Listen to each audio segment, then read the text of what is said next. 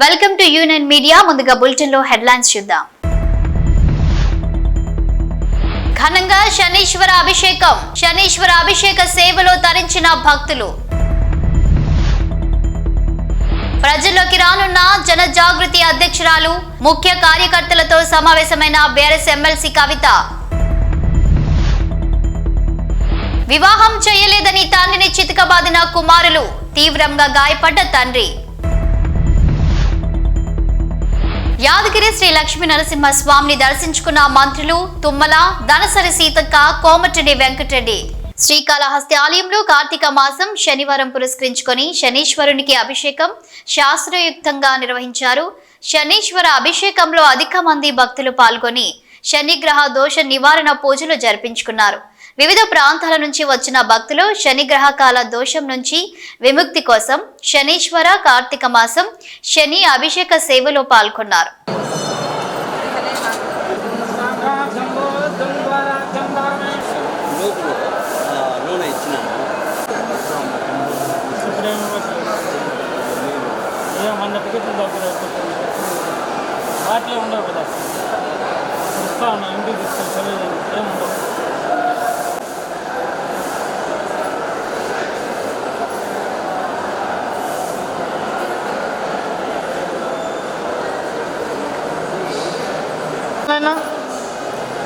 స్వయంగా దర్శించుకుంటూ రండి. సర్వదోషాలు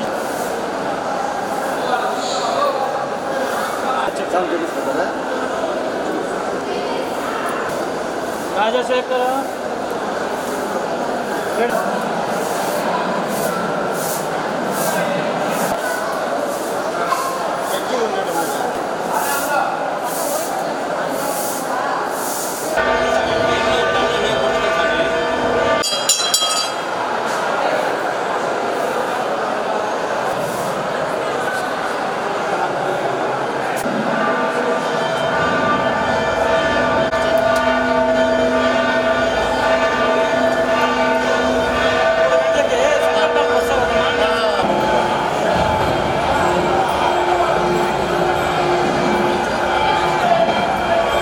జాగృతి అధ్యక్షురాలు BRS party MLC Kalvakuntla Kavitha Telangana జాగృతి నాయకులు ముఖ్య కార్యకర్తలతో సమావేశం నిర్వహించారు.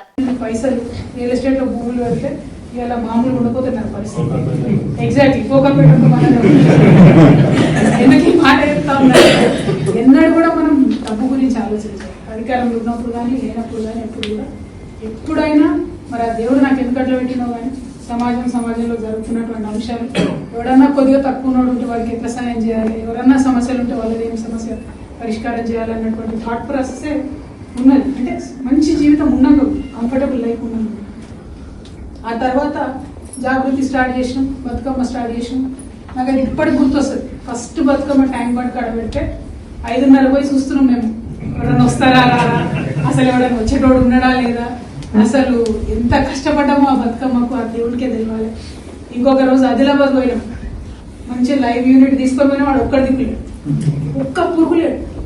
వివాహం చేయడం లేదని తండ్రిని రూమ్ లో బంధించి చితకబాదిన ఘటన కర్నూలు జిల్లా గోనెగండ్ల మండల కేంద్రంలో చోటు చేసుకుంది. మంతరాజు అనే వ్యక్తి కిరాణం షాపు పెట్టుకుని జీవనం సాగిస్తున్నాడు. ఆయనకు 2 కుమారులు, 2 కూతుళ్లు సంతానం. ఇందులో పెద్ద కూతురుకు వివాహం కాగా మరో ముగ్గురికి 40 ఏళ్లు దాటినా వివాహం చేయడం లేదని తండ్రి రాజుపై ఆగ్రహంతో ఉన్నారు. వివాహ విషయమై కుమారులు తండ్రి మధ్య మాట పెరగడంతో ఇంట్లో ఓ గదిలోకి తండ్రిని లాక్కొని కుమారులు నీలకంఠ, జగదీష్లు విచక్షణ రహితంగా కట్టెలతో తండ్రిపై దాడి చేసి 2 కాళ్లు విరగొట్టారు. వెంటనే ఆ అరుపులు విన్న చుట్టుపక్కల వాళ్ళు గమనించి రాజును వెంటనే ఆసుపత్రికి తరలించారు. పరిస్థితి విషమంగా ఉండడంతో మెరుగైన చికిత్స కొరకు కర్నూలుకు తరలించారు.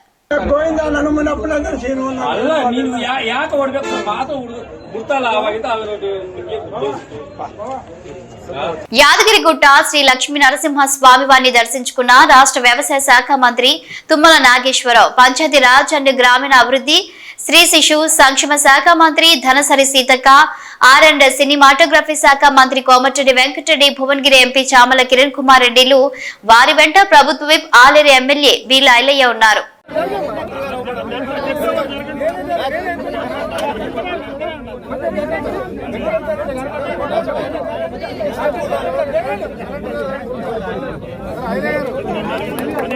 Gracias.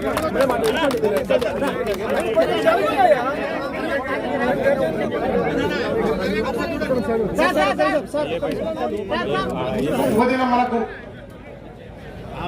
ఎన్నో సంవత్సరాల కళ ఇలా పెద్దలు ఇన్ఛార్జ్ మంత్రివర్యులు సీనియర్ నాయకులు తుమ్మల నాగేశ్వరరావు గారు అదేవిధంగా తల్లి సోనియమ్మ మనకు తెలంగాణ ఇస్తే మనకి ఇంకొక అమ్మ మా తల్లి సీతక్క గారు వాళ్ళ శాఖ నుంచి ఆలేరు భోంగీరు జనగాం ప్రజలు తాగునీరుకి ఇబ్బంది పడొద్దని చెప్పి 210 కోట్లు శాంక్షన్ చేసిన ఘనత మా సీతక్క గారిని.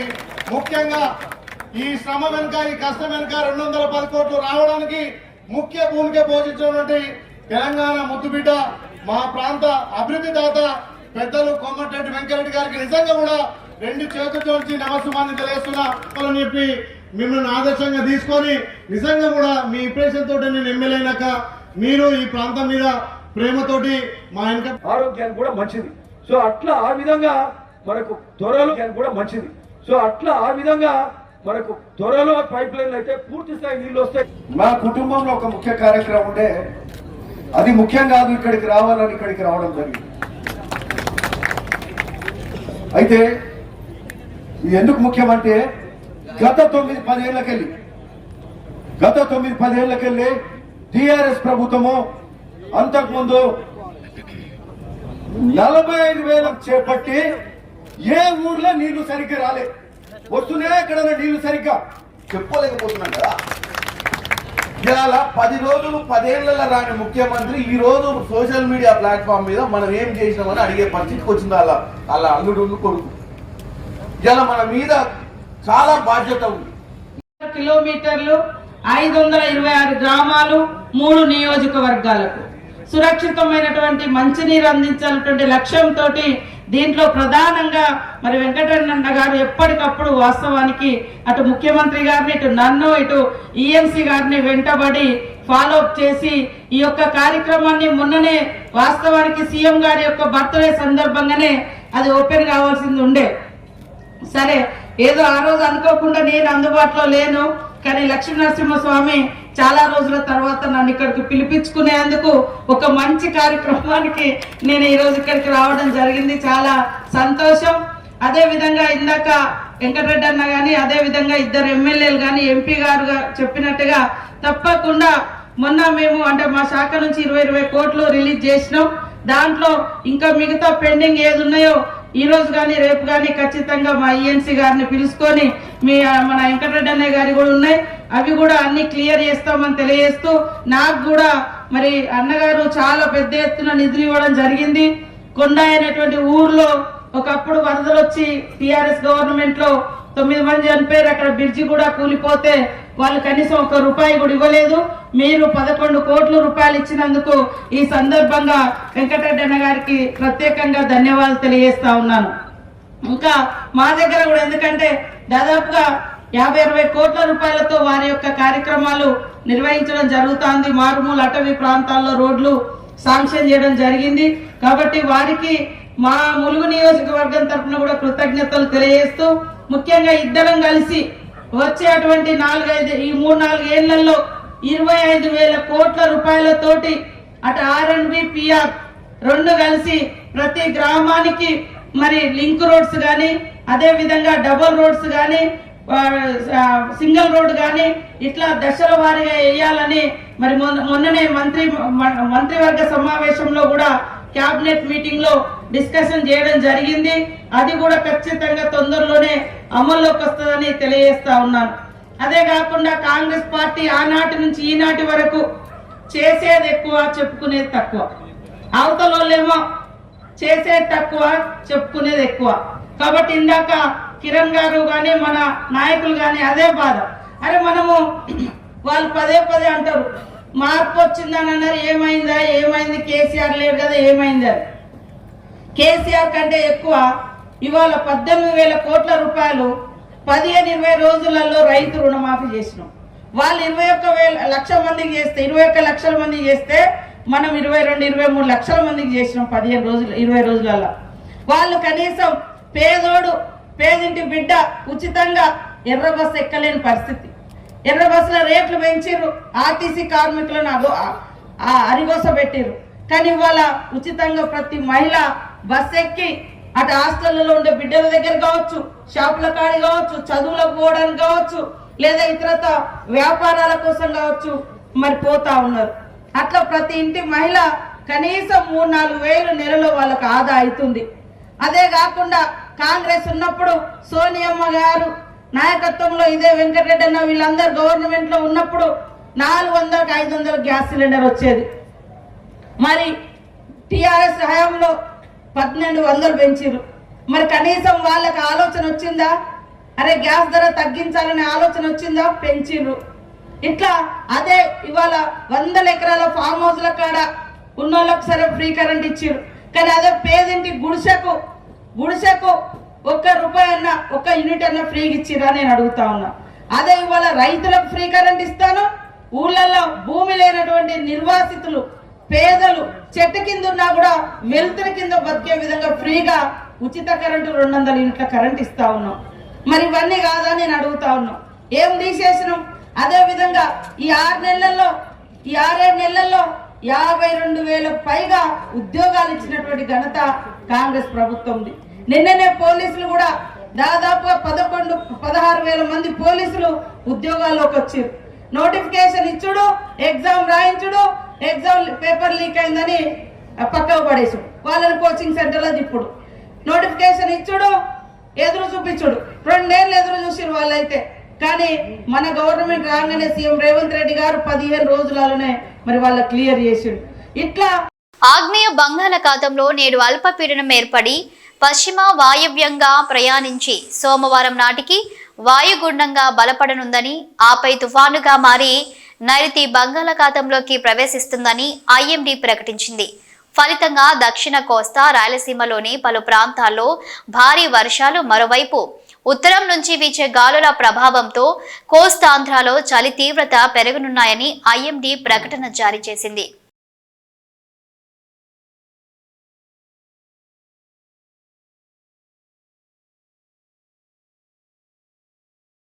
ఇసామియా బజార్ న్యూ మోతీనగర్లోని ఏపీసీ చికెన్ మార్కెట్ను శుక్రవారం Hyderabad mayor Gadwal Vijayalakshmi, MLC Venkat Balmu, GHMC అధికారులతో కలిసి ఆకస్మికంగా తనిఖీ చేశారు.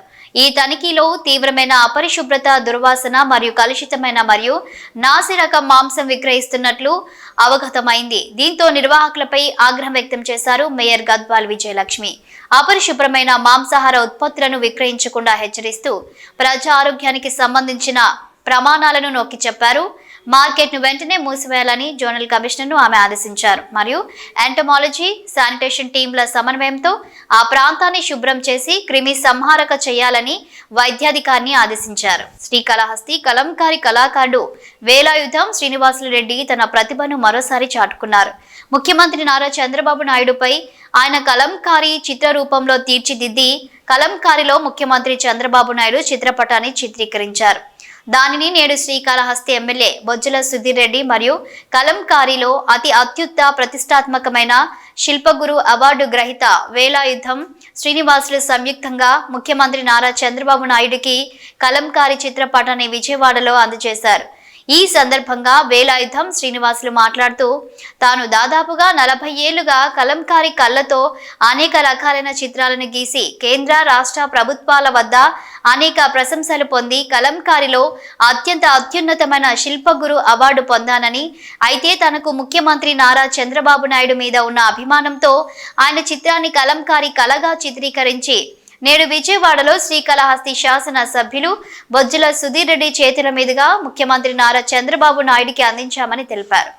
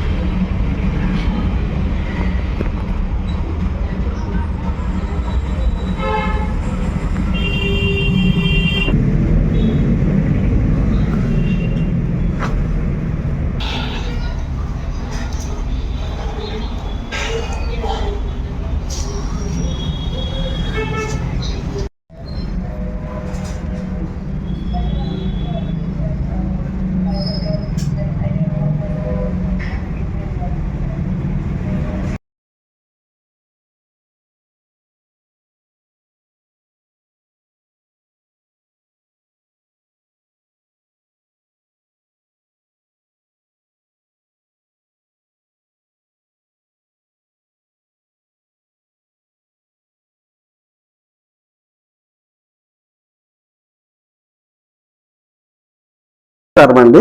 నా పేరు వేలాయుధం శ్రీనివాసరెడ్డి. నేను ఈ కలంకారీ కళలను 42 సంవత్సరాలుగా చేస్తూ జీవిస్తున్నాను. నాకు మాన్యశ్రీ మన ముఖ్యమంత్రి చంద్రబాబు నాయుడు మీద అభిమానంతో ఒక కలంకారీ కళను ఆయనని గీయాలని అనుకుంటూ వచ్చాను. అది నేను ఈ రోజుకి తయారు చేశాను. మన ఎమ్మెల్యే సుధీర్ రెడ్డి గారి ద్వారా మన చంద్రబాబు నాయుడు గారికి ఆ చిత్రాన్ని అసెంబ్లీ సమావేశాల అనంతరము ఆయనకి ఇప్పుడు ఇస్తున్నాను. ఈ చిత్రాన్ని చూసి మన చంద్రబాబు నాయుడు గారు చాలా సంతోషించారు. దానితో పాటు నాకు జాతీయ స్థాయిలో శిల్పగురు అవార్డు వచ్చింది కూడా చూపించాను. ఆయన చాలా ఆనందపడ్డారు. ఆయనకు నేను ఈ ముఖ చిత్రాన్ని ఇచ్చినందుకు చాలా సంతోషిస్తున్నాను. వికారాబాద్ జిల్లా లగచర్లలో కలెక్టర్ మరియు అధికారులపై దాడి కుట్ర కేసులో అరెస్టై చర్లపల్లి జైలులో ఉన్న కొడంగల్ బీఆర్ఎస్ పార్టీ మాజీ ఎమ్మెల్యే పట్నం నరేందర్ రెడ్డిని ములాఖత్ ద్వారా కలిసిన BRS party working president KTR. అనంతరం మీడియాతో మాట్లాడుతూ కొడంగల్ నుండి కొండారెడ్డిపల్లి దాకా కాంగ్రెస్ ప్రభుత్వం అరాచకాలు చేస్తుందని అన్నారు. భూ కుంభకోణాలు, ఫార్మా కంపెనీల పేరుతో చేస్తున్న దౌర్జన్యాలు, పేద గిరిజన వారి కుటుంబాల మీద అర్ధరాత్రి బందిపోట్లను పట్టుకొని పోయినట్లు పోలీసులు పోయారని మండిపడ్డారు. కాంగ్రెస్ ప్రభుత్వంలో రేవంత్ రెడ్డి కక్షపూరితంగా ఒక నియంతలా వ్యవహరిస్తున్నారని మండిపడ్డారు. నువ్వు చక్రవర్తివి కావు, నీ పాపాలు త్వరలో పండుతాయని ప్రజలు గమనిస్తున్నారని అన్నారు. పట్నం నరేందర్ రెడ్డితో మాట్లాడితే నా గురించి కాదు, ఇందులో సంబంధం లేని 30 మందికి పైగా పేద రైతులను ఇబ్బంది పెడుతున్నారని, వారికి అండగా ఉండాలని అన్నారు. రేవంత్ రెడ్డి నువ్వు ఆడింది ఆట పాడిందే పాట అంటే ఇక్కడ ఎవరు చూస్తూ ఊరుకోరని అన్నారు. బీఆర్ఎస్ కార్యకర్తలకు అనుక్షణం అండగా ఉంటానని ఈ సందర్భంగా అన్నారు. అక్రమంగా కేసులు పెట్టిన 30కి పైగా రైతులకు, వారి కుటుంబాలకు కేసీఆర్ అండగా ఉంటాడని కేటీఆర్ అన్నారు. సెంట్రల్ జైల్లో ఉన్న మా నాయకుడు, మా సోదరుడు, కొడంగల్ మాజీ శాసనసభ్యుడు, పేద గిరిజన దళిత బలహీన వర్గాల రైతుల తరపున పోరాటం చేసిన పాపానికి ఈరోజు జైలు పాలై రేవంత్ రెడ్డి కక్షపూరిత వైఖరి వల్ల జైల్లో శిక్షణ అనుభవిస్తున్న, చేయని తప్పుకు శిక్షణ అనుభవిస్తున్న మా సోదరుడు నరేందర్ రెడ్డి గారిని కలిసి నేను, మా మహబూబ్ నగర్ జిల్లా పార్టీ అధ్యక్షులు మాజీ మంత్రి లక్ష్మారెడ్డి గారు, మరొక మాజీ మంత్రి పెద్దలు శ్రీనివాస్ గౌడ్ గారు, మాజీ హోంమంత్రి ఎమ్మెల్సీ మహమూద్ అలీ గారు, ఉప్పల్ ఎమ్మెల్యే లక్ష్మారెడ్డి గారు, మేడ్చల్ జిల్లా పార్టీ అధ్యక్షుడు ఎమ్మెల్సీ షంబీపూర్ రాజు గారు, మల్కాజ్గిరి పార్లమెంటు మొన్ననే పోటీ చేసిన బీఆర్ఎస్ అభ్యర్థి రాగిడి లక్ష్మారెడ్డి గారు అందరం కలిసి వారిని పరామర్శించడం జరిగింది. నేను పట్నం నరేందర్ రెడ్డి గారికి మనస్తా ఉన్నాను. ఎందుకు అంటే ఆయనని కలిసినంతసేపు ఆయన మాకు చెప్పింది ఒకటే, మాట్లాడింది ఒకటే. అన్న, నా గురించి వదిలేయండి, నేను బాగానే ఉన్నాను, నేను బాగానే ఉంటాను. చెయ్యని తప్పుకు ఇవాళ 30 మంది అమాయక పేద రైతులను జైల్లో పెట్టినారు. వాళ్ళను విడిపించండి, వాళ్ళ కోసం పోరాటం చేయండి, మా కొడంగల్ రైతుల పక్షాన నిలబడండి, మా కొడంగల్ గిరిజనుల కోసం కొట్లాడండి, మా కొడంగల్లోని దళిత బలహీన వర్గాల రైతుల భూములు గుంజుకుంటున్నారు, అక్కరలేని ఫార్మా విలేజ్ను రుద్దుతున్నారు అని చెప్పి ఆయన బాధపడతా ఉన్నాడు. వాస్తవం ఏంటి అంటే ఈరోజు సంగారెడ్డి జైలు నుంచి మొదలు పెడితే చెర్లపల్లి జైలు దాకా అమాయకులేమో జైల్లో ఉన్నారు. కానీ కొడంగల్ నుంచి కొండారెడ్డిపల్లి దాకా అరాచకాలు చేస్తున్న దుర్మార్గులేమో ఇవాళ గద్దెనెక్కి కూర్చున్నారు. మీరు చూస్తూ ఉన్నారు. కొడంగల్లోనేమో పేద రైతుల భూములు గుంజుకునే ప్రయత్నం ఒకవైతే, నేను ఆడింది ఆట పాడింది పాట అంటే నువ్వు నియంత కాదు, నువ్వు చక్రవర్తివి కాదు రేవంత్ రెడ్డి, నీలాంటి వాళ్ళు చాలా మంది కొట్టుకపోయినారు, నువ్వు కూడా కొట్టుకపోతావు. ఒకటి మాత్రం పక్కా, ఇవాళ కొడంగల్ నుంచి కొండారెడ్డిపల్లి దాకా కాంగ్రెస్ ప్రభుత్వం చేస్తున్న అరాచకాలు, శిశుపాలుడి తప్పులు ఎట్లయితే ప్రజలు ఆనాడు లెక్కబెట్టినారో ఇప్పుడు రేవంత్ రెడ్డి పాపాలు కూడా అట్లే లెక్కబెడతా ఉన్నారు. భూ కుంభకోణాలు, ఫార్మా విలేజ్ల పేరిట చేస్తున్న దౌర్జన్యాలు, పేద గిరిజన రైతుల మీద, వారి కుటుంబాల మీద అర్ధరాత్రి బందిపోట్లను పట్టుకునేటప్పుడు పోయినట్టు 100 మంది పోలీసులు పోయి దాడి చేయడం, విచ్చలవిడిగా అధికారం ఉంది కదా అని చెప్పి ఇవాళ సాయిరెడ్డి గారు కానీ, అనుముల గురవారెడ్డి కానీ ఆత్మహత్యలు చేసుకునే విధంగా వారి మీదకి ఒత్తిడి తెచ్చి సొంత గ్రామంలో చేస్తున్న అరాచకం, ఇవన్నీ కూడా పాపం పండే రోజు దగ్గరలోనే ఉన్నది. నీకంటే పెద్ద పెద్ద నియంతలు కూడా కొట్టుకపోయినారు. కానీ నిజంగా కూడా ఇవాళ పట్నం నరేందర్ రెడ్డిని కలిసిన తర్వాత చాలా గొప్పగా అనిపించింది మా అందరికీ. లక్ష్మారెడ్డి గారు, నేను, శ్రీనివాస్ గౌడ్ గారు, మహమూద్ అలీ గారు, లక్ష్మారెడ్డి గారు మేమందరం మాట్లాడుకుంటూ వస్తూ ఉన్నాం. అదే నరేందర్ ఎంత ధైర్యంగా ఉన్నాడు, నా కోసం కాదన్నా మా రైతుల కోసం కొట్లాడాడని చెప్పినాడు. మా మహబూబాబాద్లో మీరు ఏదో సంఘీభావంగా ధర్నా పెట్టినారంటే బాగా చేయండి అని చెప్పి విజ్ఞప్తి చేసినాడు. రాష్ట్రంలోని గిరిజనులందరికీ తెలిసి మా పేదవాళ్ళ పంచాయతీ రాష్ట్రంలో ఏ ఒక్కరికి అన్యాయం జరగకుండా చూడండి అని చెప్పి మాకు ధైర్యాన్ని ఇచ్చి, మాకు ఉత్సాహాన్ని ఇచ్చి, నాకేం కాదు మీరు ధైర్యంగా ఉండండి అని చెప్పి మాకు కొత్త ధైర్యం చెప్పినాడు. వారితో పాటు ఇవాళ 30 మంది పైచిలకు పేద రైతులు ఎవరైతే చెయ్యని తప్పుకు కేవలం మా భూమి ప్రభుత్వం దౌర్జన్యంగా గుంజుకుంటే ఊకోము ఇయ్యము అన్న ఒకే ఒక్క మాటకి ఇవాళ జైళ్లలో మగ్గుతున్న ఆ కుటుంబాలకు మేము ఒకటే చెప్తా ఉన్నాం, మీరు భయపడాల్సిన అవసరం లేదు. మీ వెనుక కేసీఆర్ ఉన్నాడు. తప్పకుండా న్యాయం ధర్మం గెలుస్తుంది. న్యాయస్థానంలో కొట్లాడదాం. మిమ్మల్ని రేవంత్ రెడ్డి 4 రోజులు జైల్లో పెడతాడేమో కానీ తప్పకుండా భవిష్యత్తులో మళ్ళీ రేవంత్ రెడ్డికి రాజకీయ భవిష్యత్తు లేకుండా చేసే గుణపాఠం చెప్పవలసిన బాధ్యత మన మీద ఉన్నదనే మాట కూడా రాష్ట్రంలోని పేద గిరిజన బలహీన వర్గాల రైతాంగానికి విజ్ఞప్తి చేస్తూ మీ అందరికి కూడా పాత్రికేయ మిత్రులకు కూడా ధన్యవాదాలు. ఈ పేదల పోరాటాన్ని ప్రజలకు తెలియజేసే విధంగా చెబుతున్నందుకు, చూపెడుతున్నందుకు మీడియాకు కూడా మా అందరి తరపున కూడా ధన్యవాదాలు తెలియజేస్తాను. ఫ్యూచర్ సిటీ, ఏఐ సిటీ వంటి కొత్త కార్యక్రమాలతో టెక్నాలజీలో హైదరాబాద్ గ్లోబల్ లీడర్ గా ఎదుగుతోందని అన్నారు ముఖ్యమంత్రి రేవంత్ రెడ్డి.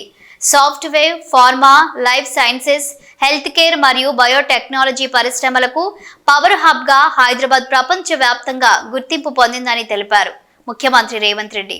దేశంలో పేరొందిన ఫార్మా కంపెనీలు హైదరాబాద్ లో భారీ పెట్టుబడులకు ముందుకు వచ్చాయి.